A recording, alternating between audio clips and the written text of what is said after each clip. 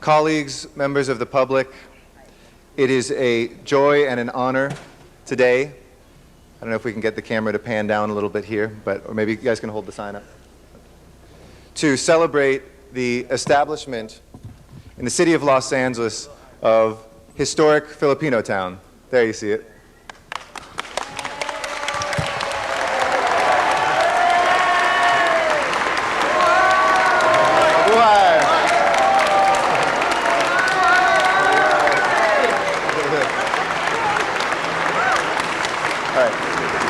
We'll hold it up again later. I should have started with Mabuhay. This celebration today marks so many years of Filipino history in the United States of America and in this land. While we are a collection of many, many people here today who have played a small part in this creation, we must hearken even further back today to look at what we are celebrating. In 1587, a full 50 years before Jamestown was settled, there were Filipinos here in the New World. Many of them were forced to work on Spanish galleons. In California, they first landed in Morro Bay. Luzon Indians, they were referred to. In 1763, here then in the colonies, the first folks that came from the Philippines settled in Louisiana. Manila men, they were referred to at the time. In the bayous and the marshes of Louisiana, they established a permanent presence here from the earliest days of this land's history. And here in the city of Los Angeles, one of the original pobladores, Antonio Miranda Rodriguez, was one of the 44 individuals in 1781 who came to our city and who established this city, El Pueblo de Nuestra Reina de Los Angeles. We have had many waves of immigration of Filipinos to Los Angeles, to California, and to the United States. And in the new census, Filipino Americans are the largest Asian American ethnic group in the United States of America. The first wave started really after 1812, a second wave from 1906 to 1934, shared a common past with many of our Latino brothers and sisters who also experienced Spanish colonialism. In 1926, and throughout the Great Depression, the Filipino American community faced great hardships. They were added to the anti-miscegenation laws. They were told that they couldn't live in many parts of our city. There were signs that said, "No dogs and no Filipinos allowed." And yet the proud history of the Filipino people here, first settling downtown near Bunker Hill and moving on from Little Tokyo and into what has now been referred to as Temple Beaudry or Temple Beverly. It is that area today really where the wave that came after World War II of immigration settled in what we are calling Historic Filipinotown. So many great Filipinos served in the United States Armed Services. As I've shared with this body before, my own grandfather fought in the Philippines in World War II alongside many of them. And my own grandfather, who was Mexican at the time, received his citizenship. And for the many veterans who have not received the benefits they were promised by the city, we finally have some light at the end of the tunnel this year with the House passing a benefits bill for health care for Filipino American veterans, Filipino veterans. 50 years late. A third wave from 1945 to 1965 of immigration, and then after the Immigration Act of 1965, really up to 20,000 Filipinos a year enter the United States in the fourth wave after 1965. As I mentioned, they are now the biggest Asian American group in the United States, but when you go to different cities and you see how many Chinatowns there are and little Tokyos, there's a dearth of recognition of this cultural heritage. It would have been easy for us to put these signs up the first day that I was in office. We can direct the city to do so, but we wanted these signs to represent something. And so George Villanueva from my staff, Chito Tenza, and members of the community, both Filipino and non-Filipino, spent 1 year doing focus groups with business groups, with senior citizens, with young people, with residents, with non-Filipinos and Filipinos, to talk about what area and what sort of projects and what future Historic Filipinotown could have. So today it is the corridor of Temple Beverly, in Council District 13 and Council District 1 previously as well, that this remains still a port of entry for the Filipino American community and for so many immigrants. And it possesses that vibrant energy that all of us celebrate and recognize today. In addition, though, today, let us remember the past efforts of people like John Ferraro, our great council president, who had a sign Filipinotown many years ago, but unfortunately we were never able to recognize the promise of actually putting it up. Of people like Connie Guerrero and thousands of others who did the research and the time to look into the history of Filipinos in Los Angeles. And then this new group that has come together who we seek to recognize today. Before I turn over the microphone to Assemblymember Goldberg and to my two other colleagues, I want to say just something from my heart, that this represents so many more people than we see here today. As overwhelming as your presence is and your participation has been, the contributions of Filipinos in America, from Agapito Flores, who invented the fluorescent light bulb here in the United States in the 1940s, Eduardo San Juan, who helped design the dune buggies that was on the moon, and I could go on and on and on. The contributions of Filipinos in America are grand, wide, and great, and that is what we celebrate today, that they have a historic home, a heart for their community, a place where all Filipinos are welcome and will continue to prosper. The folks that made this possible, I'm going to go through their names quickly if you'll hold your applause, and please give them applause at the end. Joel Jacinto, Teresa Valiente, Susan Makingdang, Loretta Trinidad, Amanda Bueno, Enrico Busan, Eric Cunillo, Fender Santos, from our own city family as well, Ye Coronel, Michelle Magalong, and from the organizations, we'd like to present certificates of thanks to the Search to Involve Filipino Americans, the Filipino American Service Group Incorporated, the Filipino Workers Center, Filipinotown Incorporated with Jay Valencia as the mayor, Filipino American National Historical Society, Los Angeles chapter, and also to my staff members, again, George Villanueva and Chito Tenza. At this point, I'd like to turn over the microphone to somebody who actually is Filipino, after all of us have been speaking. Joe Abella is going to say a few words on the significance of this. Please welcome him.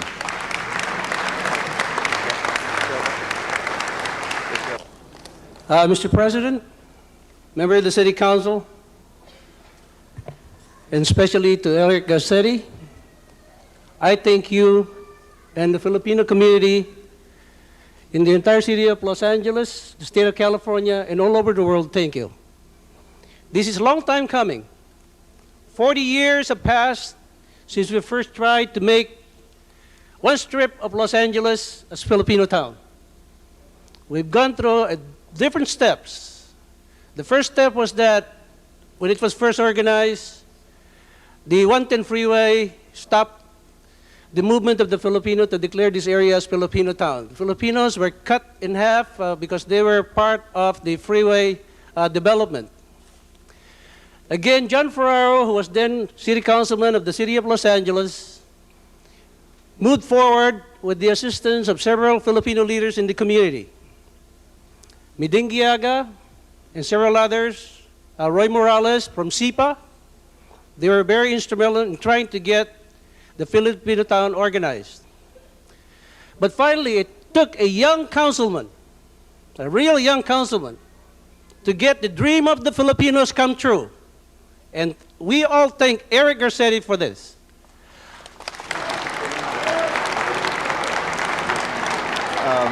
And I'd like to also ask Jocelyn Gallego Rosenthal to speak as well for a moment, with your indulgence. Thank you. Thank you. Mr. President, honorable members of the City Council, I was asked to say a few words undoubtedly because I represent my late mother, Remedios Giaga, who would probably be here herself and probably is anyway. She often introduced herself in most gatherings as quote-unquote concerned citizen. I often chided her silently from the sidelines, saying to myself, "Oh, Mom, that's so quaint." As I look back, that spirit of concern permeated her work and infected many of us who had the fortune to work with her and around her. She had the dream of a Filipino town, and she dedicated many years to caring for the community that we recognize today. On her behalf, and on behalf of many of us who shared that dream, I want to express my deep appreciation to Councilman Eric Garcetti and his staff, who responded to a deep yearning that has gone undetected for most part for many years, because in truth, the many fellow Filipinos who toil in the trenches for the betterment of our community do so quietly, without any pomp and circumstances, but only because they are truly concerned citizens. It is a grand day for us indeed, more grand than many can appreciate or comprehend. It tells me that the leaders of our great city recognize the stamp that Filipino Americans have made in the evolution of our beloved Los Angeles. 2 years ago, I had a chance meeting with a young Filipino woman, resident of Australia, who was here for a 2-month stay in Hollywood with her Australian writer-actor boyfriend.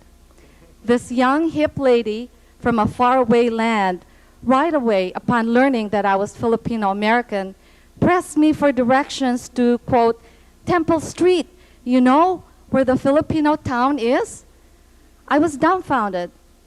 But upon further reflection, it shouldn't be surprising that the writings of Carlos Bulusan about his days in Los Angeles, the writings of Uncle Roy Morales about P-Town, and more recently, the writings of our beloved Valerie Bejarano about her youthful days as a Temple Street brat have made it half across the globe. I close with an invitation to my fellow concerned citizens to join hands with the rich diversity of peoples that makes up this great experiment called Los Angeles in the year 2002 and help our leaders here truly make it a great Los Angeles enterprise. Mabuhay. Colleagues, I know that this presentation has been almost as long as this sign is, and I promise I won't make some presentations for a few weeks to come, but I do think we should hear from the State of the Philippines. Please welcome Consul General Prado.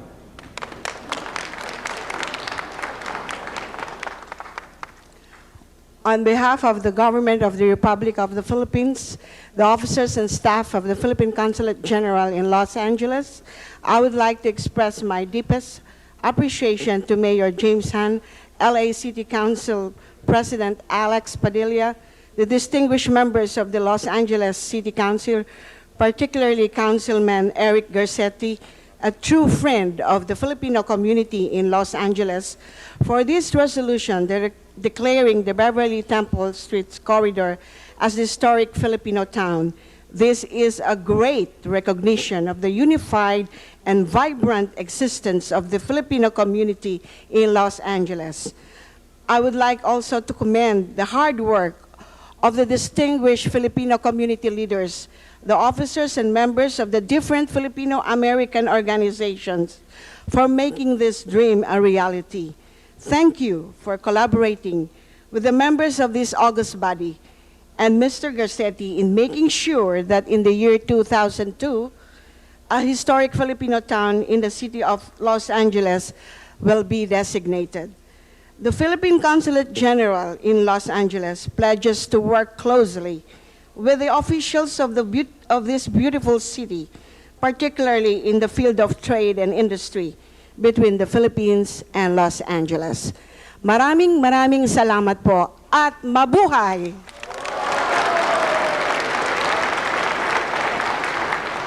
If anybody would like to join us in the rotunda, we also have the unprecedented event of having about 90% of Filipino food restaurants and distributors providing great food in there for the first time. This was made possible by the efforts of Cecilia De Castro. We'd like to extend our thanks to her. Mabuhay ang Nga Filipino, and we look forward to you celebrating with us in Filipinotown. Thank you, Mr. President.